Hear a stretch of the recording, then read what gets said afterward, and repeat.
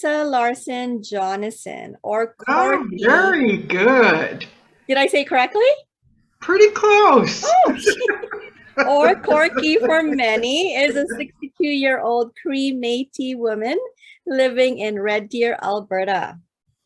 Her grandmother, Christine Fraser Joseph, and great-grandmother, Mary Susan Potts Fraser, lived and were schooled in Maskwacîs Cree Nation. Did I say that correctly? Yeah. Maskwacîs, formerly known as Hobima. Oh, Hobima. I've been there. Yeah. Corky works alongside of her husband of 42 years, Lynn, in the community of Red Deer, Central Alberta, and we're called to locally and nationally and internationally pass on the teachings of their elders. They live a life of traditional teachings and ceremony as best they can and strive to pass those teachings on.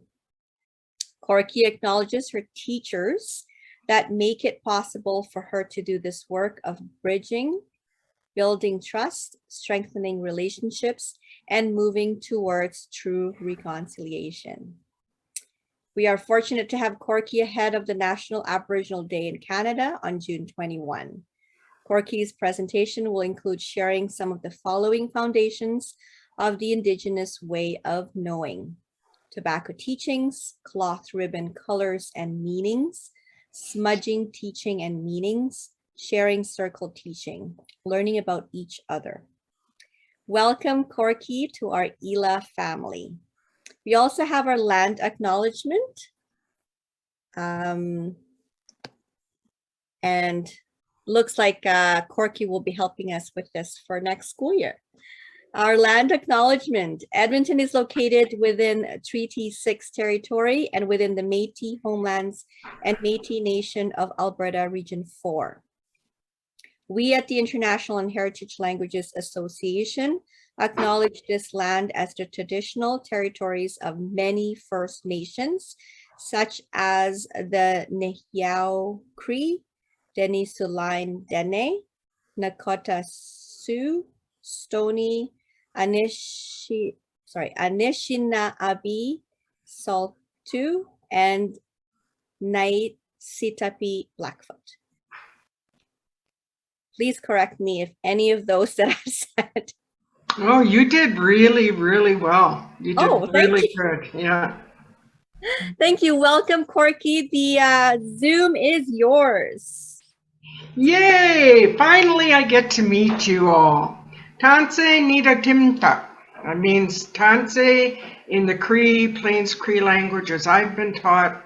Tanse means basically, hello, how are you? Nido Timtak. All my good friends, all my friends, all my relatives, all my relations. Corky in Sigason, meaning Corky is what I go by. Egwa, Mikwegin Squeo in Sigason, meaning, but also I go by my spiritual and Indigenous name of Red Cloth Woman. That was given to me by my elders. My spiritual name is very, very important to me and all Indigenous people. So the reason being, when we pray, there's a lot of Theresas, might be one or two Corkys out there, but there's only one Red Cloth Woman. So when I pray and when I say prayers, and when I pass away and go to my heaven or my good place, that's how they will announce me, and that's how they will know me, by Red Cloth Woman. So it's very important, that name. As you heard in the biography Grace presented to you, I'm a 62-year-old Native woman, Indigenous woman, and I was telling her just earlier that this is becoming the really, really busy time for those Indigenous people who try as hard as they can to live by their traditional values in a very non-traditional world. So I was telling Grace, once the trees bud, the new leaves come out, because we follow a very earth-based calendar, Once those new leaves come out is when we all go, okay, it's time to get busy, because now we're going to start preparing for our big, big ceremonies.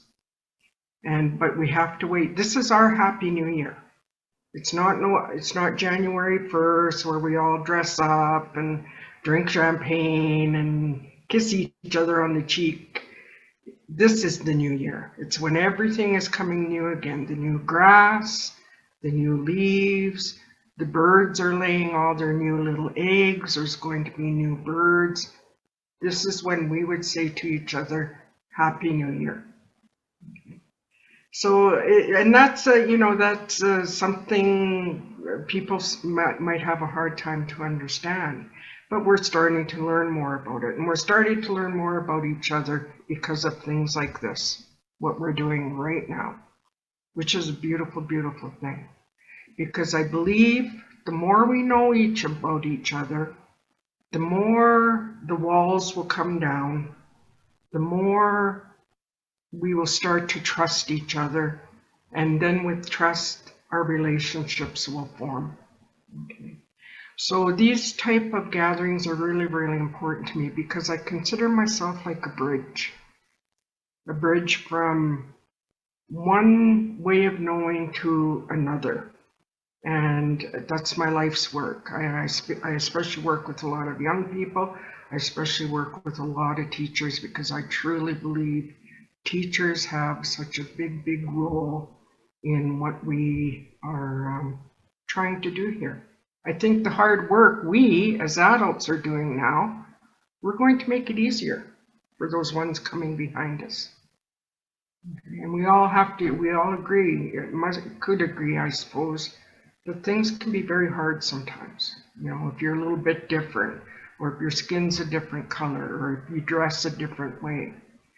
So one of the very best teachings I have was probably one of the very first teachings I received.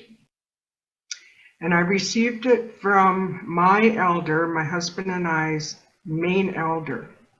An elder means teacher. His name was George Goodstriker. He is from the Blood Reserve in southern Alberta near Cardston. The reserve is called the Kainai. That translates to blood in the Blackfoot language. And we worked with George for a long time because you have to earn the right to sit here and talk of things that Grace has asked, for me to maybe touch on a little. And it took a long time. And you're going to be learning probably in an hour or two some things that took me a long, long time to learn. Because I don't know if my ears weren't ready or if I was being too self-centered, but it took me a while. So one of the things George did when he adopted us, he adopted my husband and I according to culture, not Canadian law. And in doing so, he took us as his son and his daughter. And in doing so, I had to treat him just like I would treat my own father. On Father's Day, I would take him out for dinner. I would make sure on his birthday he got a nice new shirt. Things like that. It was a relationship based on culture. And when he did that, he took us on as students. And we sat with George for a long, long time, learning about different things, learning about things that at one time were illegal, learning about things that at one time were hidden. Okay. And if we know our history, we know our history. But one of that teaching that George gave us, he said, when you work this way, it's a hard way to live, and it is. To live the traditional way, Indigenous way, is very, very hard. It's very hard. But he said, you're going to meet a lot of different people from a lot of different backgrounds. And he said, and they're all going to have a different way to pray. He said, and he told us, you need to respect that.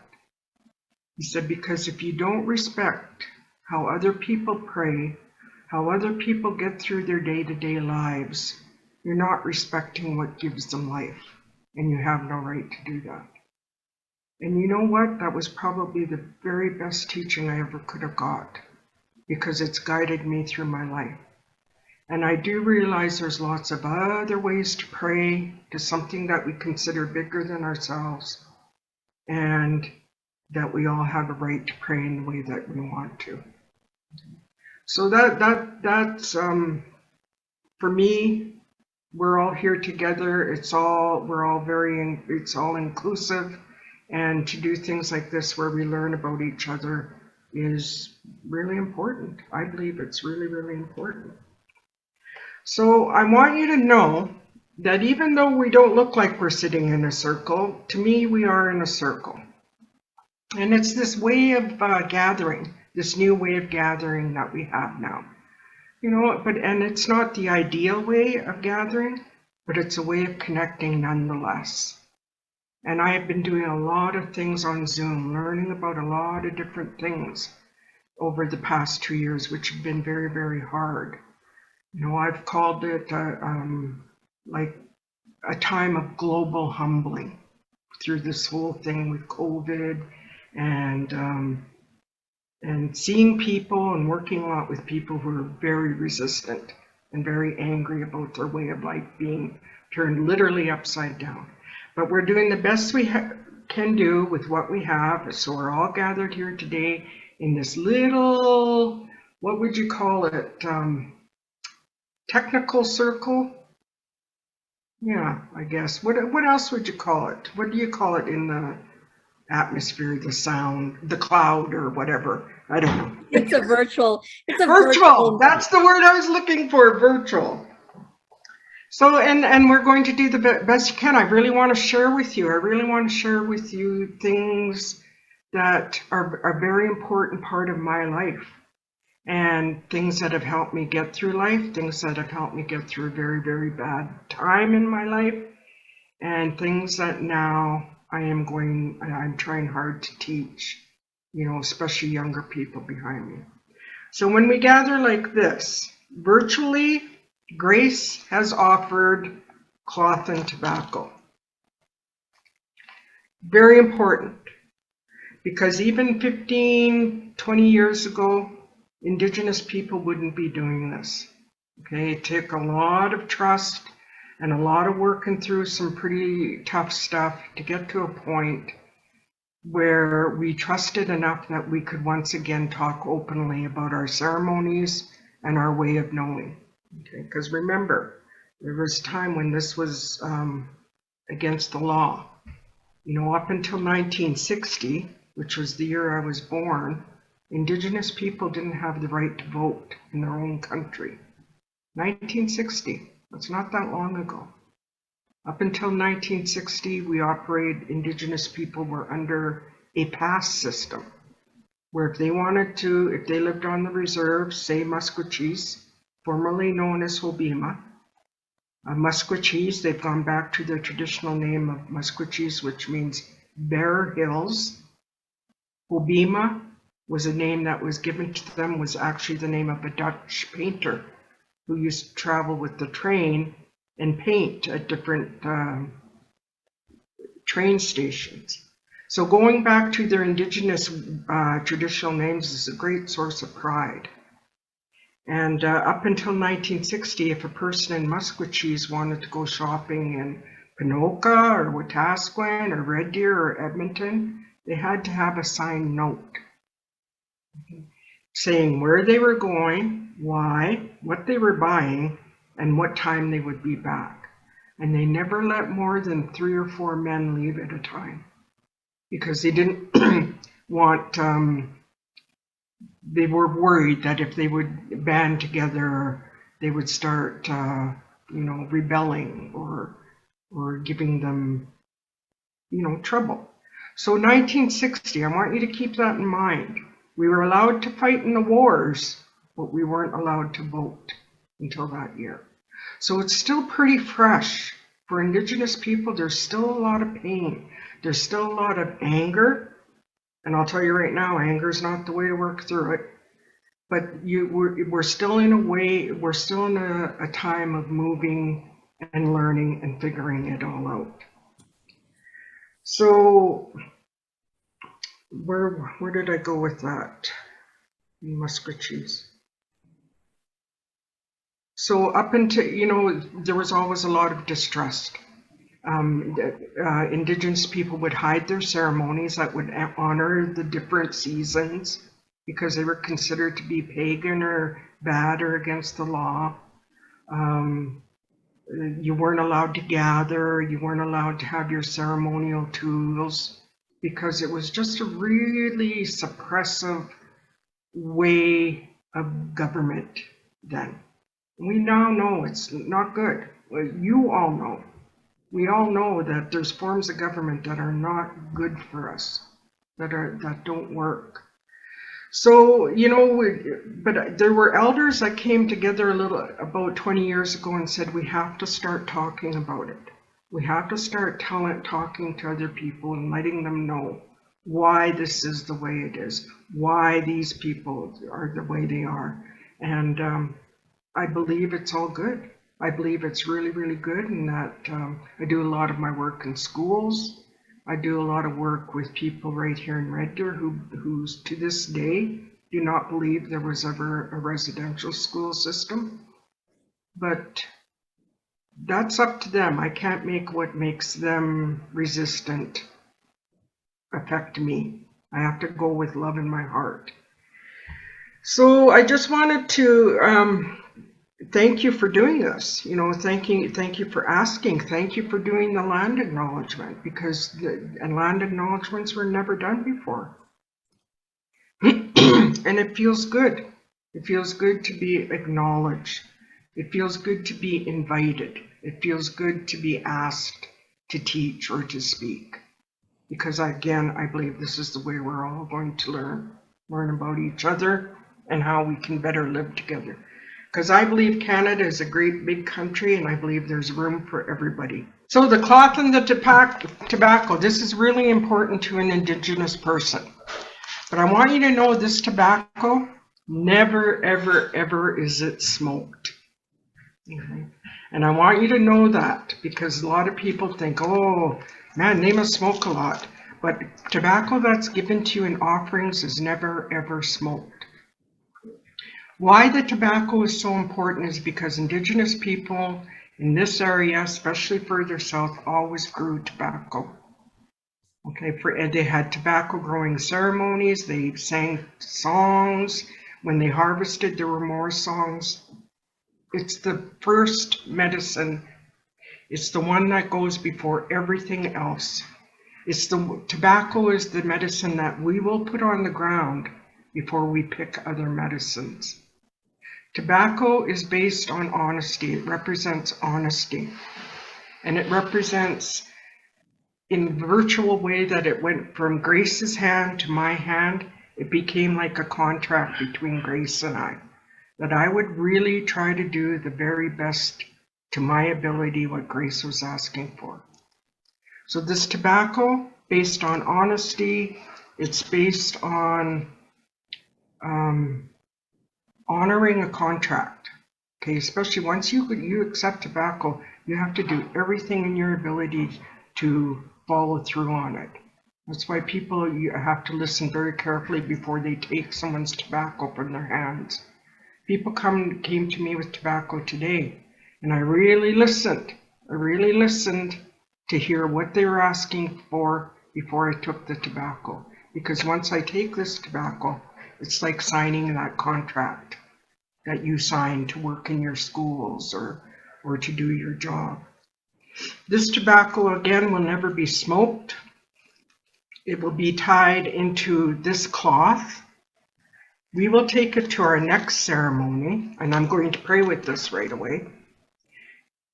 I will take it to our next ceremony, our sweat lodge ceremony or our sun dance, and the prayer that we are doing for you and me as a group will be prayed with again. Another elder will pray with it. And I'll say, this is what was given to me by Ela. This is what they do. This is what they ask for. And then there again will be more prayers for your organization. That being said, tobacco will be taken out of here because we don't like this plasticky stuff. It will be tied into a corner of this cloth. We always use 100% cotton. or silk or something that is very natural. We don't use anything man-made. This tobacco will be tied in the cloth like so. It will be taken out into the woods, somewhere very clean, very healthy. This cloth will be tied around a very healthy tree. And the reason in that teaching is that the prayers will keep going and keep growing with that tree. However, there's going to come a day after it's been hanging in that tree for a while. The wind's going to whip at this cloth, sun's going to beat on it. In the wintertime, it's going to freeze, thaw. Little birds will pick at the threads to make their nest. But there's going to come a day when this cloth will break apart and that tobacco will fall back to the ground where it started from. It's one of our sacred circles, and it's really meaningful. Okay? And that's what we're trying to teach our young people now. You don't use tobacco for yourself. You don't put that into your lungs. Even when we use our ceremonial tubes, our women's pipes, or our men's pipes, when we put tobacco in them, we never pull it into our lungs because it's not for us. It's for our ancestors. It's for the ones that have gone on. So I wanted to talk to you about a little bit about that, about tobacco, and that if you ever want to go talk to an Indigenous person, have a little bit of tobacco, have a little bit of cloth, you know, even a little tobacco tie. It doesn't have to be a 1 meter piece of cotton. Orange, all the colors have meanings. The orange one, this is of course about change. This is about what happens in the fall when your trees turn orange, your leaves turn orange. This is about that tree, when it knows, there comes a time when it knows those leaves aren't bringing it any nutrients or goodness to it anymore. Okay, and knows that when it's time to let those leaves go. And the elders teach us that we have to do that sometimes too. We have to realize some things in our lives aren't working for us anymore. So we got to let them go. So sometimes when people come to us with an orange cloth, it's about change, or they're wanting to change. The other cloths I want to show you, I seen a question there about, what was it? Does the color of the cloth offered matter? No, not whatsoever. Unless you have really specific teachings. Someone who will come to us for healing in the lodge, in the sweat lodge, or for physical or mental or emotional or spiritual healing, they'll bring yellow. Okay. Yellow is the direction of the sun, or direction of the east, direction where the sun comes up every day. That every day we have a new chance to do something different. Okay? Every day we have a new chance not to make the same mistakes. You know, every day we can keep trying. And that, in the east, it's also the direction of the little baby, because little babies are brand new, just like every time that sun comes up in the east is brand new. This represents children, represents physical, how children can never stay still. Babies can't stay still. They're constantly moving, you know, unless they're asleep. So yeah, that represents the Asian race, right? All the Asians. We move to the south, represents the European race, also represents the teenager, also represents the mental part of your medicine wheel. And you see that a lot in teenagers. Some of them are really figuring things out, and it's hard for some of our teenagers, especially nowadays. We have a lot of teens who are dealing with anxiety more than I've ever seen before. And why wouldn't they? Look what's going on. You know? So this is where we, if we were sitting with youth, this is where we would really, you know, focus on their mental health. And there's so many more teachings, like we could talk about these all day, but I'm just briefly touching on them. Move to the west. You can either use black or dark blue, represents people with the dark skin, represents water, rain, represents the adult, where I think a lot of us are sitting. Adult is about the emotional. We know as adults, we've come to a point where we know what makes us feel good and what doesn't make us feel good, what we don't want in our lives anymore, especially those things that can bring us down emotionally, make us sad, depression sets in. So it's a hard direction, because in this direction, a lot of our people, our adults, are not only still taking care of kids, maybe even taking care of grandkids.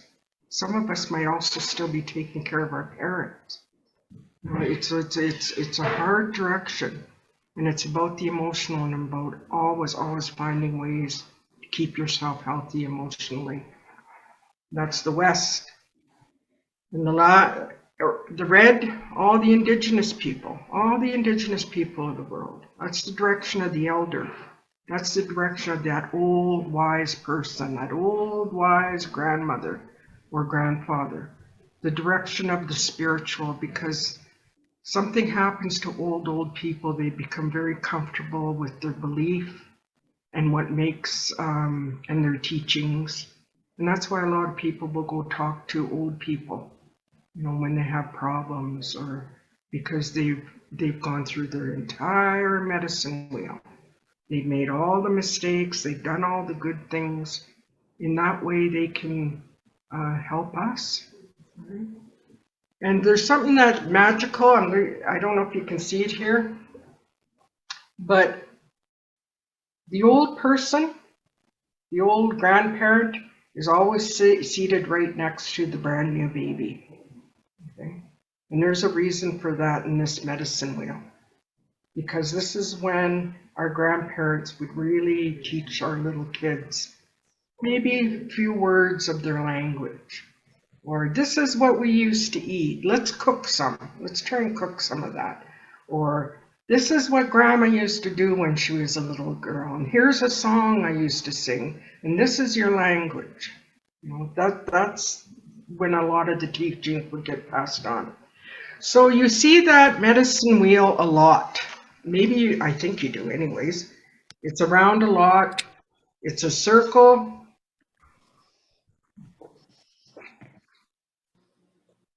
See that circle right there as best you can? So what you have is 4 distinct peoples, 4 distinct ways of living and learning. But right there in the middle, we all meet. Right there, right at that intersection, we all meet. And we all touch and we all join. Okay, and we all belong to each other. So I wanted to give you a quick little teaching on the medicine wheel and what it means. Google medicine wheel, it'll look exactly like that, the 4 colors in a circle. Always remember, right in the center of those 4 colors in that circle, that's also where our Creator lives. Creator as we know it. That's something that is bigger than ourselves. So I just want, any questions about that medicine wheel? Have you seen it before?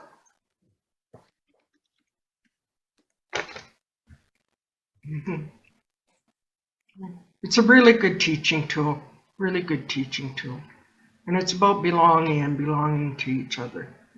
So you've learned about tobacco, you've learned about the cloth, and you learned why we have it, okay? And sometimes if you don't have any specific color of cloth, we have something like this. We call it a kokom cloth, or kokom in Cree means grandmother, right? Yeah, the kind of cloth old ladies really like, little flowers, lots of colors. And so that, for us women, that's really a good cloth for when we want to speak with our grandmothers, or talk with our ancestors, our old ladies. Any questions about that? About tobacco? Can someone field the questions in the chat and let me know? Yeah, I'm doing that. Oh, okay. Yes, I'm monitoring it. One question is like the tobacco, is there a specific type or just any tobacco that you know that that you acquire, or is it specifically from a Any tobacco, any tobacco. But one thing that's happening now is a lot of people are growing their own tobacco and just using a really natural, non-processed tobacco. And if you can get a hold of some tobacco seeds, they're really, really tiny. It's like sprinkling pepper. But all you need is a few of those seeds to make a very large, beautiful tobacco plant. Tobacco plants are they reach really tall to the sun and really deep into the earth very, very quickly. And yeah, I don't know if the people who make this kind of tobacco are very happy about other people now just growing their own tobacco. But for offerings and to, requests, any type of tobacco will work. If you can grow your own tobacco, that's even better. Or get a really non-processed type of tobacco. And there's a lot of companies that also make, Indigenous companies now, that are packaging natural tobacco. Licia has a question. Where does tobacco grow successfully? Is it indoors or It where? can grow indoors. It needs sun, sun, sun, and water, water, water. We grow it on the south side of our house, and I tell you, it's huge, and it's a healthy and it's a vigorous plant, but it's a bossy plant. It will push everything else away, cover it up, don't let any other plants get sun, but it'll So it grow. dies back in the winter and then grows back again. Actually, Oh, that's how you harvest it. When you grow tobacco, you start from the bottom as the leaves turn yellow. oh, okay. Yeah. Okay. Which goes against the rule for us us gardeners, right? But as those tobacco leaves turn yellow underneath, those are the ones you pick and dry first.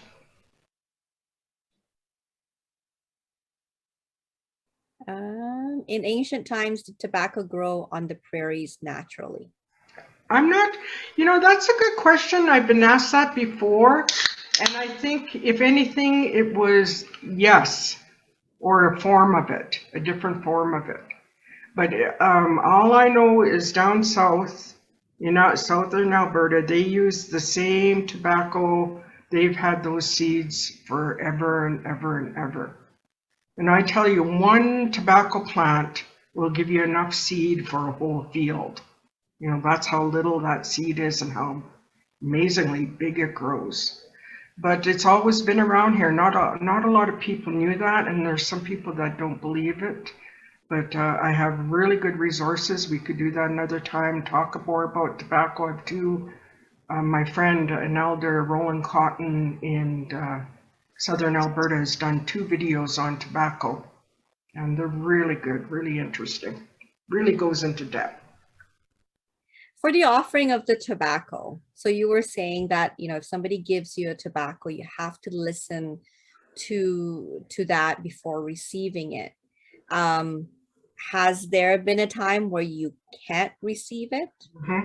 Yeah, many times. How does that work? Many times. So then what I would do, if someone gave me tobacco and said, could you be here on such and such a day? And it's like, I'm sorry, I can't. But I'll tell you what, give so-and-so a call. Let me ask my husband. I'll see if my husband knows anybody. You try to set them in the path to where they can find someone they need. Nina says, thank you so much for this insightful talk. I was wondering, how were your traditions and ceremonies carried out during the pandemic? And the follow-up is, to what extent they were disrupted? Oh, it was so hard. You want to know what I found the hardest, and I think everybody probably found it the hardest, was when our people died, we couldn't grieve them properly. For the Indigenous people, if they do a traditional burial, it's 4 days. Okay. 4 days that you keep a sacred fire going, 4 days of all the families coming together and supporting and feeding and making sure there's enough food, enough firewood for the sake of the fire. And then, you know, being around the family on the day of the burial and then after.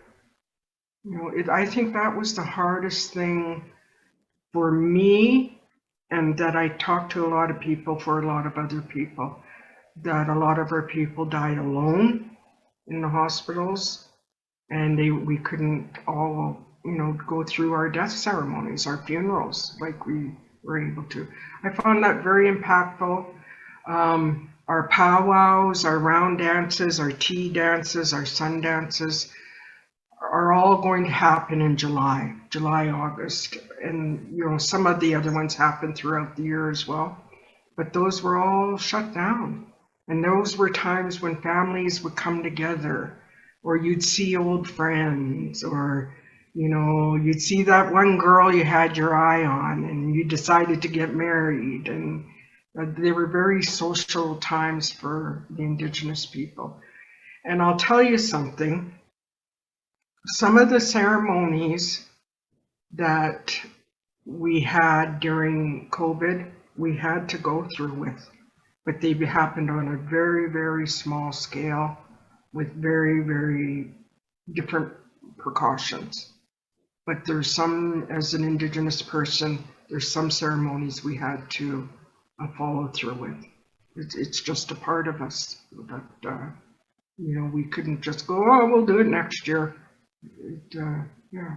So sometimes it would just be my husband and I doing what would, you know, usually be a very, very big ceremony. And, this year we're having our community feast, and that's, well, you know, a whole bunch of people. We get together, we sit in a big circle, and it's everybody's invited. It doesn't matter who you are or why you are or where you're from. There's a place for everybody, and we feed each other. We take care of each other. So I'm excited, you know, but you know, if there was a huge, great big COVID outbreak, we'd have to shut it down. Yeah, that's an example of how COVID affected us.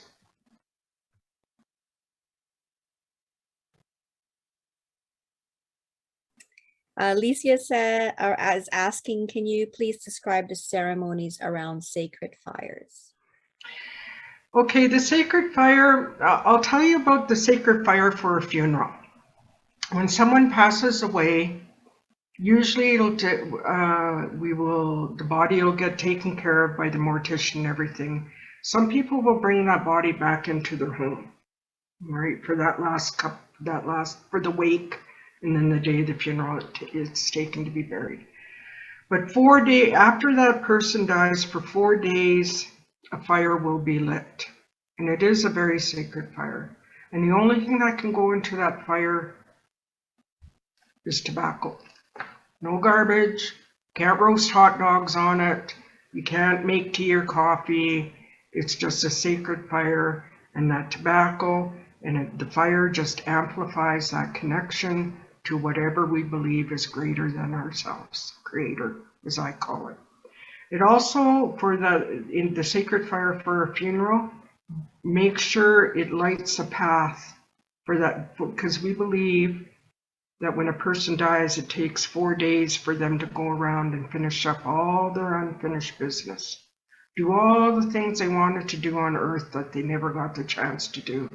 And that 4th day, they find their fire and they come back to us. So that's what the sacred fire is about. They're lit at funerals, they're lit at during a Sundance. That fire is lit and tended for 4 days, like day and night, 24 hours a day. So you always have teams, and you always have people taking care of making sure there's enough wood, and other people making sure that they're taking care of the fire keepers, you know, the people tending the fires. And the fire keepers would usually be young men, okay? Young men who are, you know, strong, able to stay awake and chop wood. So that's one fire. And the Sundance fire, and it's just The fire is a way of making offerings with your tobacco. Okay, just like what the fire, that this tobacco that was given to me, we would keep giving that tobacco to the fire, which in turn is given to the ancestors. We need help. Our family's struggling. Our old lady passed away. You know, a lot of people are sad. Again, it's just creating a space and a ceremony for people to heal. Right? Does that help? Her follow-up is, what is the fire burned in? Is there specific wood? What the fire is either burned right on the ground.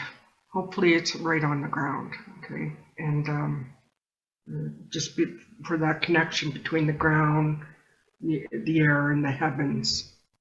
And actually, you know what?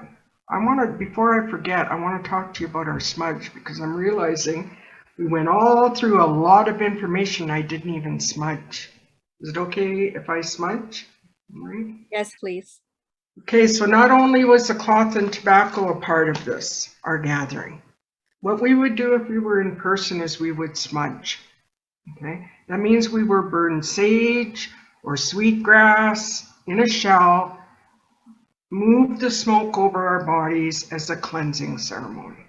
So we could go in this, in a good and new and fresh way, because we're learning new things. And sometimes when you learn, you can't have bad feelings, right? So maybe it's a way I can explain this. So sometimes when I go to a circle, maybe I'm going to a circle and someone cuts me off in traffic, or I get into a little fender bender and I'm late. And by the time I get to that circle, I'm really frazzled. I can't take that energy into a circle. So what we would do is we would smudge. Okay? And what we're asking is for a cleansing of all the old negative energy not to come into our new circle. And this is like a new circle for us.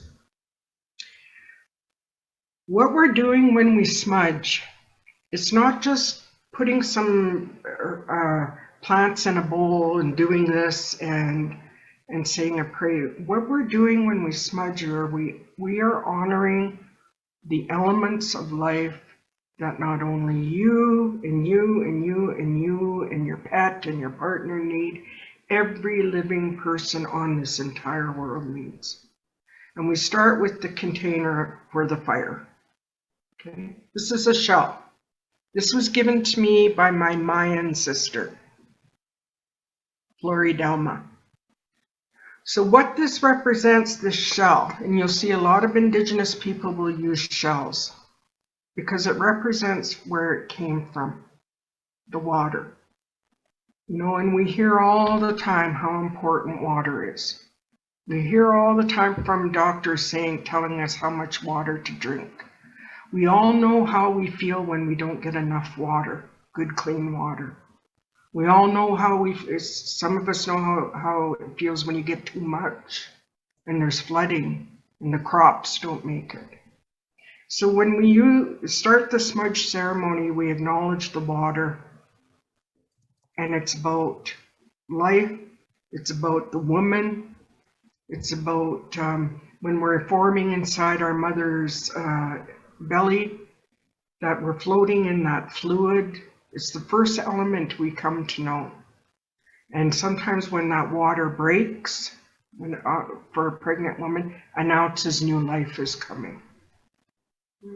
And the water, I remember listening to a few old men back in the old days talk about, there's going to come a time when people are going to fight about water, and they're going to be paying more for water than you do for a cup of coffee. And I remember listening to them and going, no, that can't, look where we live.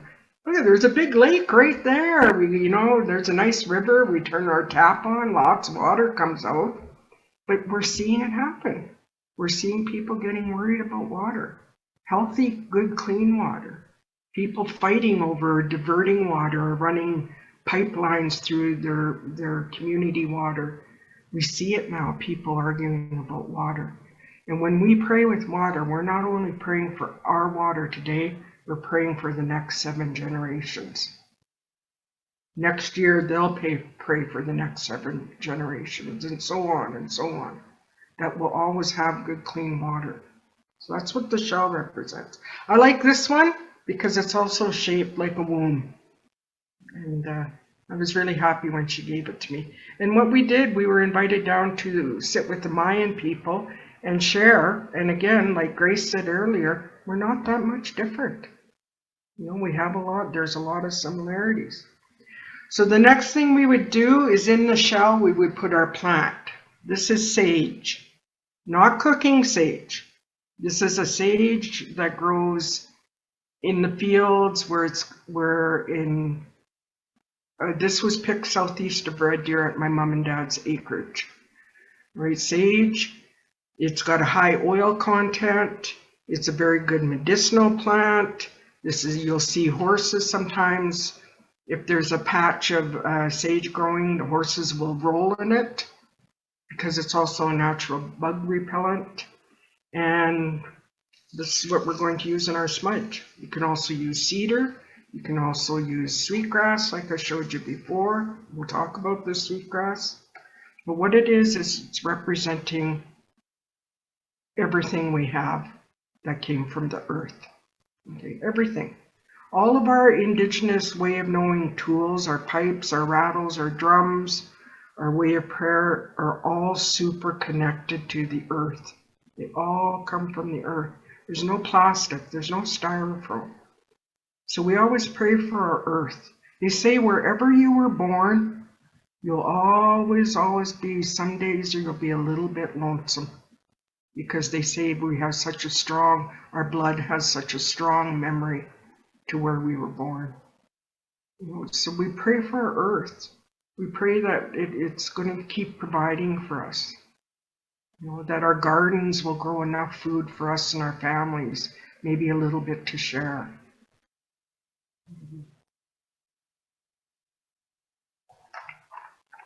That our kids and our grandkids and our great-grandkids will always have the earth, you know, to run around and play on. So what we have is represented so far as the water and the earth, a little bit of sage. Next thing we're going to acknowledge is that big ball of fire in the sky again, the sun.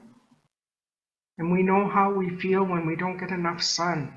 We've seen that. People had a hard time when they couldn't book their trips to Mexico and the Caribbean. You know, the people were really missing the sun. And you notice that around here in the wintertime, people take lots of vitamin D. They have those special lamps. That's how important that sun is to us. And that sun teaches us about unconditional love. Okay? Because wherever you are in the world, that sun is going to shine for you. Every day that sun is going to come up. And it's going to shine on you. Even where there's places of great war, the sun will shine. So we always acknowledge that we have that sun in balance. Because we all know what it feels like when we get too much sun. And our skin burns. Or our plants don't grow. So we're all, you know, we're praying for balance, I guess, in what gives us life. And then the last element of life, we don't see it. Well, now we do, but it's air. All those other things, the water, we can live a little bit long without it. The food from the earth, we can live a little long without it. This air, no. If we had no sun, this earth wouldn't live. But the air, we need it. And we wouldn't last very long without it. And that's what the smoke represents. And we believe it goes up. And we believe it carries our prayers to Creator. We believe it amplifies a connection to something greater than ourselves. And I know I've said it before, but that's what it does for us. Okay? And the sage, there's proven facts now that sage will kill germs in the air. When we have someone sick and when we go into a hospital, we'll light sage. If a woman gives birth, we'll light sage. If someone passes away, we'll light sage. And it just carries our prayer. And when we smudge, we make sure we take all our big jewelry off, our hats, our watches. because it's all about humility, and that when we were born, we came into this world with nothing. We were naked, crying little babies. We didn't have tattoos or piercings or the fancy watches or our glasses. We came in humble and naked. So I'm not telling you to take off all your clothes, but we'd always take off our jewelry, especially. And then it's all about the way you smudge is the way you smudge. Smudge our head for good thinking, our ears, so that we can hear, the beauty in our children's voices, the beauty in music, that we can hear the things that other people are saying, that truly listen to other people. Smudge our eyes so we can see the good in others, the good in this beautiful earth, but most of all, that you see the good in yourself. Your mouth, some days I've got to smudge this more than once or twice, but that we can speak good, speak kindly, speak good of others, and again, speak good of yourself, in our heart, in your body. If you had a really sore knee, you would smudge your knee. But that's what the smudging is about. It's about getting rid of something that's really not doing you any good. Sometimes, if my husband, I've been with him 42 years, if we argue, that's what we'll do, we'll light our smudge. Because not only will it stop our argument, it stops our argument because it makes us accountable. We believe as soon as the smudge is lit, all our ancestors come around us. And that makes us accountable for what we say. So it's really good I find this is really good for a lot of our youth who are experiencing anxiety that kind of sit with me, to go through the smudging routine, making the little ball of sage and lighting it and praying it. You can see a young person or a person's anxiety level go way, way down. For children who are having really bad nightmares or night terrors, smudge again, go through it, say a prayer, go through their little bedroom, smudge under the bed, smudge in the closet. It will really help that little child sleep better, maybe. This is, and it's an important part of our way. It's an important part of the way Indigenous people pray. So what I find now, when I said I have to smudge my mouth more than once, is sometimes if I feel there's no justice, or if I feel someone's not being treated right, I have a hard time to control my mouth because it comes out very quickly. And I'm really trying hard not to do that anymore. But sometimes people will ask us to come pray and smudge at their events, but then they'll say, can you smudge outside? And I've come to a point in my life where I go, no. If you're talking about reconciliation, that means accepting all of us, as we are, and as how we pray. And I will no longer go and smudge out in the parking lot, which is what a lot of people still to this day do. Schools have no problem with us smudging. Hospital, when we're called to go in, when people are, needing a smudge or passing, no problem with the smudging. But there are still some people who don't want us to smudge inside. But it's a part of us. It's a part of us. And I really wanted to go over that with you. Any questions? From Sylvia, I think it's from the circle. I was told that women on their moon time menstruating are excluded from the circle. Is this true? You're not excluded from the circle, but you don't need to do the smudge, because this is a cleansing ceremony.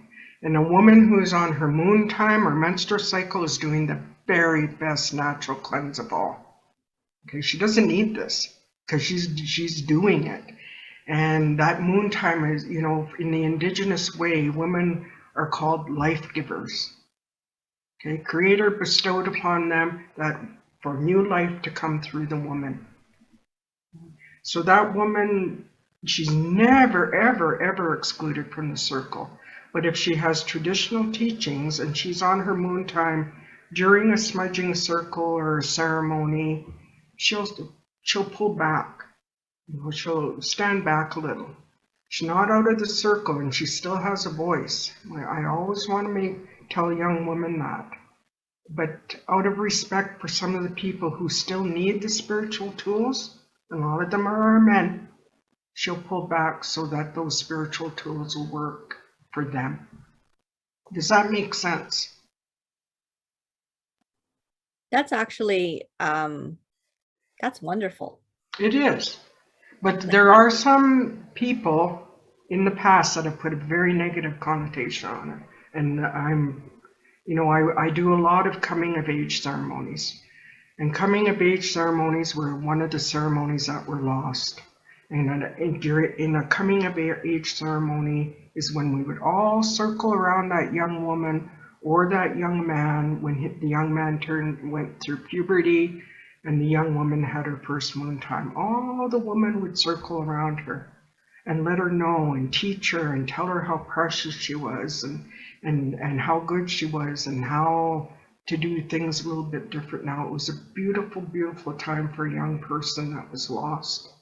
Me, I'm bringing them back because I really believe they're good for our youth. Because when you have a coming of age ceremony, that youth is able to identify all those people that she can go to help. And in return, all those people who are at the coming of age ceremony have a responsibility to be there for her. Just like, and the men will do it with the young men. Coming of age ceremonies are so, so important. And they're one of my most favorite things to do. Yeah, I mean, in most cultures, actually, they do have the coming of age, and religions, right? Entering. And those coming of age ceremonies, that's when they would learn about the smudge and the healthy sexuality. Are any of these things that I've talked about similar? Have you felt them in your own life at some point, or seen your ancestors or heard your ancestors talk about them? Because I talk a lot about drums. You know, the Indigenous people were so connected to the drum.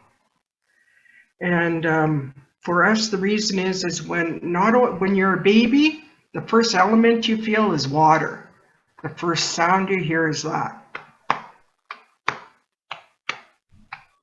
And every drum beat in the Indigenous, the powwow round dances, follows a form of the heartbeat.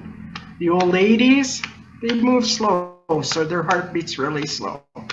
And then when those young men get up to dance powwow, it's a really fast drum song. But I through my journey, I realized everyone everywhere had a drum at one time. Every culture had a drum of some form. I think that's a beautiful thing. That's something that connects us all. Okay. I'm wondering about Indigenous funerals, because you mentioned was it during smudging where the person is very sort of modest? What are Indigenous funerals like? If they're any different from the ones that we have here, where you're put in a casket. Okay, so Indigenous funerals they are just like other funerals now, to a point. Some Indigenous people, when they pass, they want to be buried that day. Okay. In the past, an Indigenous funeral, there was never ever cremation. They were either tied high on a platform in a tree to let their body just go back in a natural way, or they were returned to the earth, just like we do, a lot of us do now. A lot of the old traditional people will not be cremated, and they want to be buried in the earth. when in a traditional burial, when a person is buried, we make sure that they go back to the earth in brand new clothes and very beautiful clothes, brand new moccasins with lots of beads. My elder's funeral that I talked about at the beginning, when he went into the ground, his casket went into the ground, a brand new rifle went with him. His pipes, his beautiful ceremonial pipes that he used to help people with, went with him. A beautiful beaded vest. His hair was done very nice. He had these, a set of prints and a tobacco under one arm, and that was to be his offering when he got to his heaven. And there's little, some people will make sure some of them are buried with pemmican. Pemmican is dried meat pounded into a powder, mixed with dried berries pounded into a powder, and a little bit of fat to hold it together. It's really super nutritious, energy dense food. In fact, a lot of long distance marathon runners and that they're eating a lot of pemmican now. Yeah, that's in Canada. It's much stricter. In the States, United States, a lot of Indigenous people can be buried right, if they live in the country in on their farmhouse, they can be buried right there, even in their backyard. That doesn't happen in Canada. A lot of people in the States, I believe, and I actually don't know that about Canada, they won't use a lot of embalming. They don't want to be embalmed or preserved. Yeah. What do you think about that, Olga? I like it. I for some reason I thought it would be more kind of like the way people are buried in Islam, where the body's wrapped in white. What is it, like a white cloth, and then it's put into like a box and then lowered into the earth. But I like that. Yeah. And then a year to the day later. Actually, when an traditional Indigenous person passes away, for a whole year, the mirrors will be covered up. If we have pictures of our relative that's died, they will be taken down for a whole year. And then when a year passes, we will have a great big feast. And again, that's a way to get all the family together again, but under a more happier environment of eating and celebrating and reconnecting. And that's what will happen after a year. Some people will even have a giveaway where they'll give all the loved person who's passed away, they'll give everything from his last pair of socks away. In Northern Ontario, Manitoba, they will put all that person's belongings out on the lawn, and people will come by, pay their respects, and they will take something. So in a way, that person's still in the community in a lot of different families. And there's in Haida Gwaii, BC, they will keep the tombstone in their front lawn for a year. And then after a year anniversary of the death, they'll have what's called a tombstone or headstone moving ceremony. And there's lots of different ways. I think they're all very cool, very beautiful. Great question. That is Are all the Indigenous traditions, do they vary in different regions, or are they Grace, similar? that is such a good question, because yes, they do. That's the thing. Indigenous people right here in central Alberta, it's going to be different from someone in Northern Ontario, because it's all about where we live, what gave our family life, which plants grew around that gave us life will be used in the ceremonies. Which trees were really important, that will be brought into the ceremonies. So that's a super good question. Even the colors. You might talk to a different elder in Southern Alberta or in Ontario. These will change up a little bit. This one's pretty much the same. Tobacco is pretty, the same throughout. But the thing, what we do in that way is that for me as an Indigenous person, if I'm called to the East Coast or down to the States or into Mexico, I always, wherever you are, that's the way you honor. Okay? So I would never go over to another reserve and go, that's not right, you're doing it wrong. I would never ever do that. It is very fluid, but it's all really connected in the basics, if that makes sense. Great question, Grace. That's a really good question.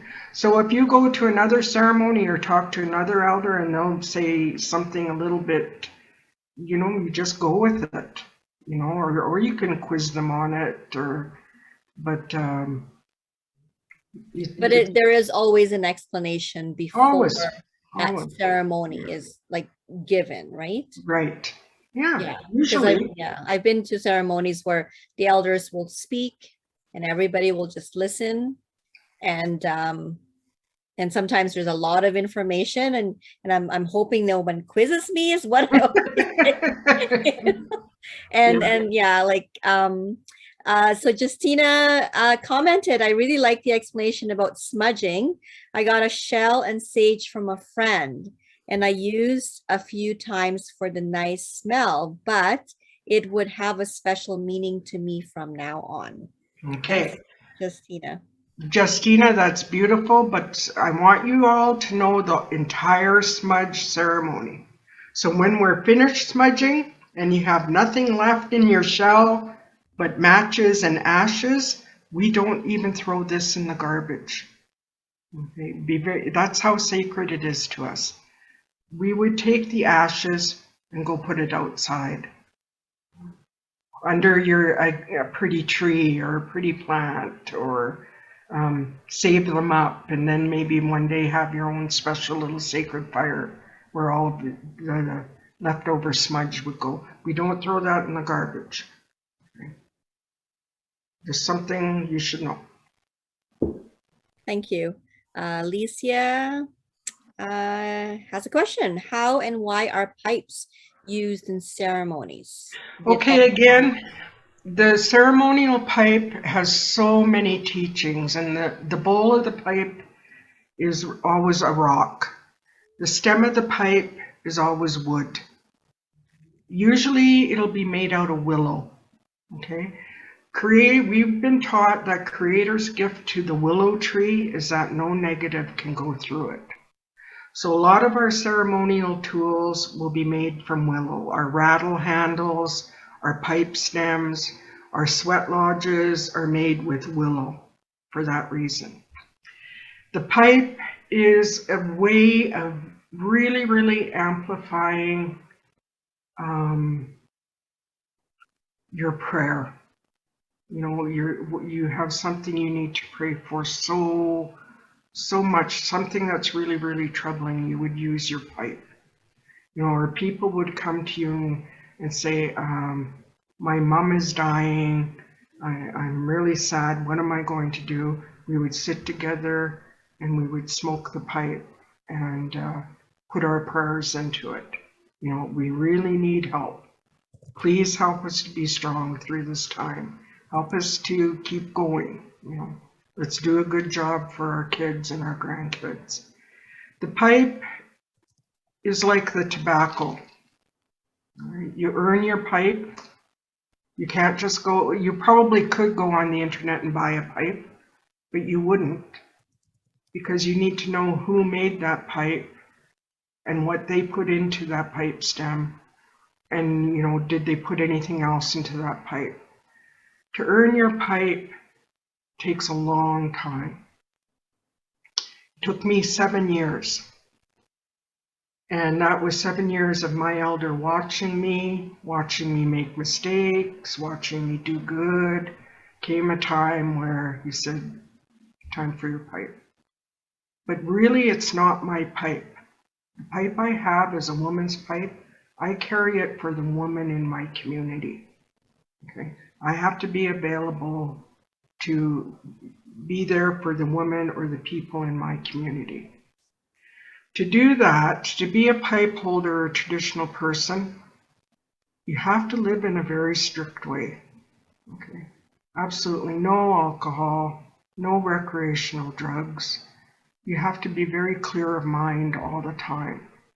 You know, so on Saturday night when we're out drinking and dancing, if I all of a sudden got a call someone's passing away, I couldn't lift that pipe because I'm not all there mindfully. So when you take up these spiritual tools, you put down other things forever. I can't have a glass of wine with dinner on Sunday, and I don't want to, okay? Because it's just something that, well, I'll be very honest, it just about took my life away, right? And I was in such pain when I learned about what had happened to my family, because I never knew about my family. Didn't know why my family was like the way it is. Why were we in trouble? Why were our kids getting left? You know, why were they fighting? You know, now I know why. Something very big happened in history that really, really put the Indigenous people back a lot. Not only Indigenous people, people from all over the world have gone through the same thing. But it seemed like when I finally learned, I didn't understand. When I finally learned, I got very, very angry. You know, and I started looking for other things to take away the pain when I couldn't manage it anymore, drugs and alcohol. I came very close to losing my life. All right. This is what gave me my life back. This is what helped me, what gave me the tools to help myself. Something that had been taken away and hidden and disrupted. This is what gave me my life back. So I'm very protective of these teachings because they're why I am here today. And my pipe and my spiritual tools will always be with me. My pipe, they say a pipe, you know, it's like having another baby. You have to take such good care of your pipe. You can't leave it in the car overnight. You can't just leave it on the counter and walk away. You have to really take care of that pipe. That's how important it is to us as Indigenous people. Because it amplifies something, our connection to what we believe is greater than ourselves. Me, I say creator or Manitou. Yeah. So did that help? Sometimes I'll go wandering in another direction. You got to pull me back. Licia, she has I'm not sure if this has satisfied Licia's question, but did all tribes use pipes? Most of them. And every woman had a pipe. Every woman had a pipe. All the old ladies always had a pipe because they used it for their families. But again, they didn't pull that smoke into their lungs. The pipe is very, very important. When we fly, like my pipe has to come with me. When we fly, it's always in carry-on. I would never put it into my suitcase because suitcases get lost. I found that RCMP and at the airports now, they're very knowledgeable and they're very careful when they ask you about your pipe. And they don't touch it. They ask you to, you know, unwrap it and everything. And it's becoming because of things like this, we're starting to know more and more about each other.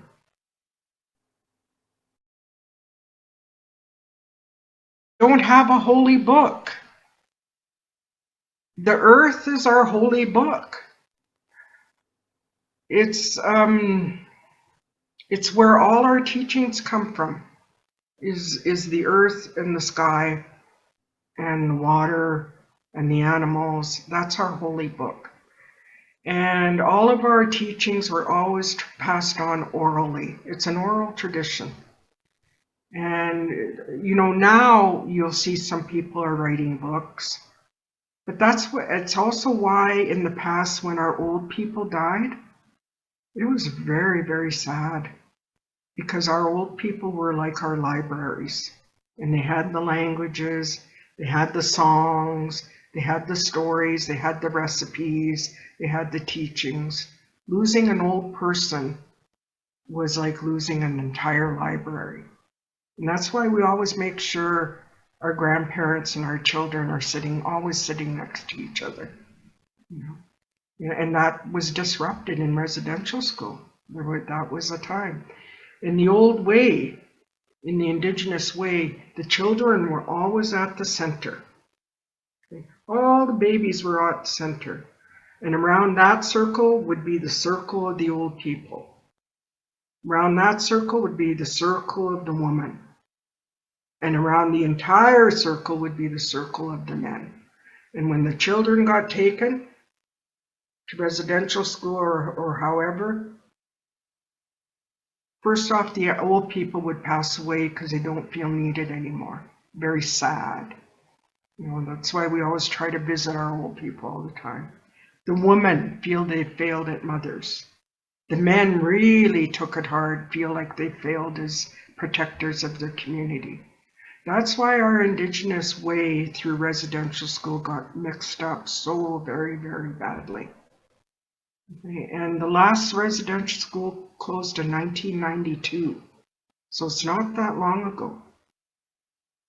So we still got a ways to go. I still run into people all the time that go, isn't it time just to get over it? I don't think we're ever going to get over it. I think we're going to get better. I think each generation is going to do better than we did. But it's something very big that's still got a lot of healing. Because right now, in our jails, Indigenous men really overrepresented. Missing and murdered women, Indigenous women are the highest. Kids in care, foster care, Indigenous. There's a reason for that. It's because what happened in the past. So, but again, doing things like this, figuring things out, sitting with teachers, talking, we're going to do better. We're going to make it easier for the ones coming behind us. My dream is that there'll come a day when our kids can be born and just be, not have to heal. They can just be. And it's going to take a little more work, but I believe it'll happen.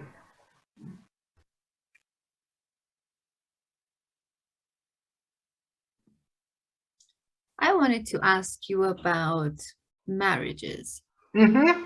Marriage ceremonies and other traditions, maybe, or ceremonies that are important to the Indigenous people. Marriage. All it took, it didn't take paper, it didn't take signing, it didn't take a license. From the time you first spent the first night together, or you were married. That's it. You were married. And if you wanted to celebrate it more in the eyes of your community, the Indigenous marriage was very simple. Okay. And that included the old people putting a beautiful new blanket around the new couple. That was it. Very simple. That's one of them. Very simple ceremony. You go a little, if you wanted even something more extravagant, then it was the pipe. Praying with the pipe and feeding, just like any other wedding, feeding all your guests. But the thing is you made a vow in front of the Creator. And you have to try very, very hard not to break that vow. unless, you know, you are being harmed or your children are in danger. Then you have every right as a woman to break that vow. Yeah, the marriage was very simple. You know, my husband and I lived together for 4 years before we got married. My grandmother didn't make my grandmother happy, but she said from the time you made house with your husband is when you were married. Okay, so there wasn't any, say, courtship, you know, like. Oh yeah, lots of courtship. Okay. You know, and men would vie for the most beautiful woman, and they would bring horses, and they would say, and when they took on their wife, they also took to care for their wife. They would care for the wife's family, you know, and it was all about, you know, how it would still operate as a community, and how you didn't marry your cousin. You know, still to this day, it's. The old ladies would go, you can't date that young man. That's your cousin. You know, and you have to listen to her. So they would have a say. They would have a what?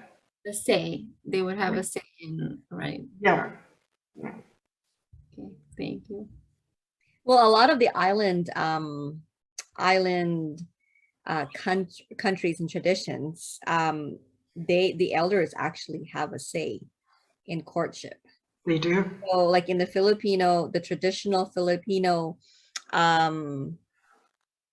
way of courtship is, you know, the elder has to have the say. So when I met my husband, and we were he was courting, I had to present him to my grandmother who lives in the US. So they came here, my grandmother came here to Canada.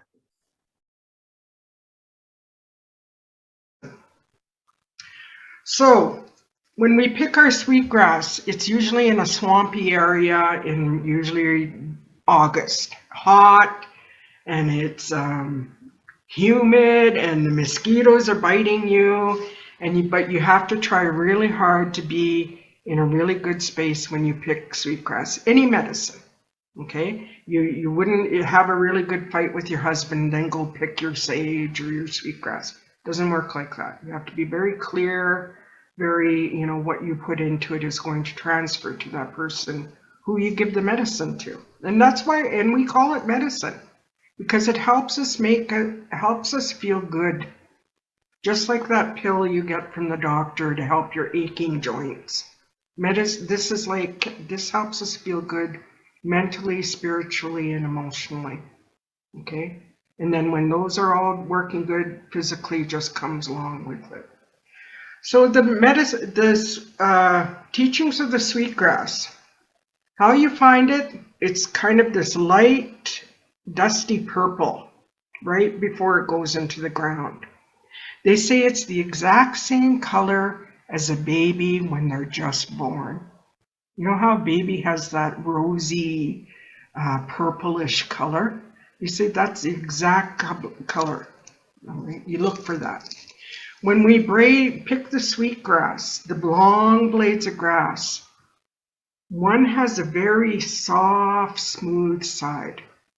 The other side is kind of rough, like sandpaper. And they say it's a lot like people. Now we have a rough side and we have a smooth side. And it's up to us which side we present out to other people. And it's always good to try the smooth way first. You know, the gentle, the kind way first. We separate when we braid the sweetgrass, it's like when we braid our hair. We separate it into 3 sections. Okay, equal and balanced makes the nice braid. Those 3 sections represent mind, body, spirit. When those 3 sections are equal and balanced and braided together, they make something incredibly strong. Okay. You let one of those areas wear out, your mental, your emotional, not always great, or your spiritual, you're not going to church or whatever you do enough, the whole thing can break apart really quickly. It's also why a lot of Indigenous people braid their hair. Sometimes you'll see men, they'll have one long braid right down the back. There's a reason for that. It's protecting the spine. Everything in your body is connected to your spine. When Indigenous people doctor or help each other heal, they'll always work on the spine. Okay, so that braid or long hair will protect their spine. I got very long hair. When you pick your sweetgrass, but before you separate it into 3 sections, you tie it with another little piece of grass. That's your foundation, okay, your belief system, whatever keeps it all together for you. And then you braid it together, and at the other end, you tie a knot in the grass. That would be the little piece you would burn first. It's almost like a little umbilical cord. When your baby has the umbilical cord still on it, that was what you would take and burn first. You would always pray, like right now, we're praying, help us to pick enough medicine that's going to get us through the winter. Get it, because a lot of people ran out over the winter. You learn. You pray to the earth when we smudge, help us to have enough medicine, just enough, okay? And we learn when we pick our medicine, we never clean it out, the whole spot out. We'll always leave some. We don't always take the roots. We make sure the roots stay in the ground. Some people will take the roots if you need a really specific medicine. And you always leave some behind, even when we pick berries. We always make sure we leave some berries on that tree, so they can drop to the ground and grow other berries, that the birds can take their share, that the animals can have their share. Okay? So the medicines, it's all about, and the very first thing when we pick medicine, tobacco, it leads, because we never take anything from the earth without leaving something or giving something first. So that's that's a very brief teaching about medicines and the sweetgrass. It took me a long time to learn what little I know about medicines. Yeah, that's a sweetgrass. This is really good when people are arguing. Okay. When you light it, it's really deserving of its name, sweetgrass. It's kind of got a vanilla-like aroma. Sometimes if we go into a hospital and the patient is sharing a room with someone else, we won't use the sage, we'll use the sweetgrass because it's milder, okay, to smudge that person up. Yeah. Any questions? Sudeep had a comment. I don't know if you saw it. He said, thank you for the great explanation. Nature is the mother of all living beings and indeed is the true God to worship. Really appreciated that Indigenous people love the explanation of it, and simplicity and being close to nature and understanding it is really wonderful. It is so cool. It is simple, and sometimes it's better when it's simple. And in the Indigenous way of knowing, it's just very, very earth-based to the things that give us life. Any important or meaningful ceremonies for the Indigenous people throughout their life? Yeah, and actually their whole life is a ceremony. Our whole life is a ceremony. And the beautiful thing is that when I talk to young girls, is that I always tell them women were there at the beginning of life and at the end of life. All right. It was the woman who brought the new babies into the world. It was the woman who prepared the bodies for their final journey. And all in between, your whole life is a ceremony. How you live each day is a ceremony. And how to remember to stay in that ceremony. I find, when the new baby was born, one of the first ceremonies we would do for a new baby, doesn't matter what time of the year, okay, we would take the baby and we would touch the baby's little feet to the earth. And sometimes when my son was born in October, there was snow. And I got a little panicky because my mom came and did that ceremony, took my son outside and touched his bare little feet to the snow. Didn't leave him there, just quickly touched it. And if your baby was born during this time, you would take your baby out and just quickly touch that baby to the earth, that connection.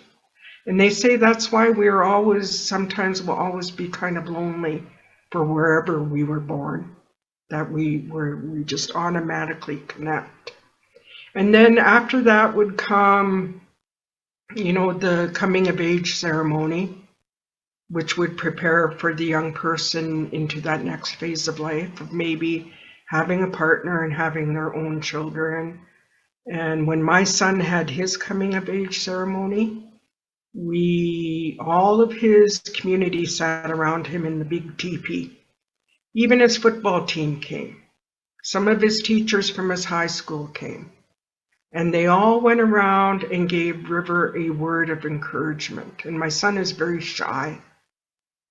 And then all the older men gave him tools to better provide for a family and himself. He was given a drum. He was given a new axe. He was given a rifle from his grandfather. He was given a smudge bag with a shell and matches and sage. He was given everything he would need to take care of himself or his family, provide for his family. And it was so important, because he heard what his community said about him. And in return, that made him accountable to his community. Right? So it was really good. It was really good for my son. And it was hard for me because when your son enters into puberty, your job is done. Now it's the men's turn to take care. So in the sweat lodge, there's four rounds in a sweat lodge. The first 2 rounds, he sat with me, where he always sat, on the woman's side. At the beginning of the 3rd round, I had to ceremoniously push him over to the men's side. So I taught him about kindness. I taught him not to hit. I taught him not, how to behave and not to. Now it's up to the men. And the men would teach him how to hunt, teach him how to be a good husband. What you do as a good husband, what you don't do. And it's a good way, but it was lost. But for my husband, for my son, it was probably one of the most important ceremonies of his life. He even had to go out and hunt to feed his community.